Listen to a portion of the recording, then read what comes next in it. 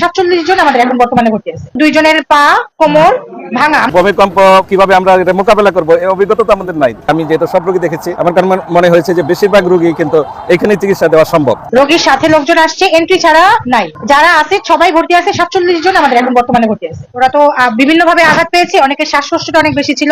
খুব সম্ভবত 2 জনের পা, কোমর ভাঙা। আমরা সাসপেক্ট করেছি, এক্সরে করতে পারি নাই।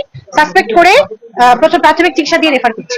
পদদলিত হয়ে মানুষ আহত হয়েছে। আমি এখানে সকল রোগীকে আমি দেখেছি, তার মধ্যে একজনকে আমার মানে খারাপ মনে হয়েছে। তার মানে সে আনকনসিয়াস, তার মানে জ্ঞান নাই, এবং তাকে সেই জন্য আমি অনুরোধ করেছি তাকে যে ঢাকায় বা গাজীপুর বা বারাণসী যেখানে তাদের পরিবারের জন্য সহজ হয় সেখানে তাকে মানে রেফার করার জন্য, এবং তাকে ইতিমধ্যে রেফার করা হয়েছে।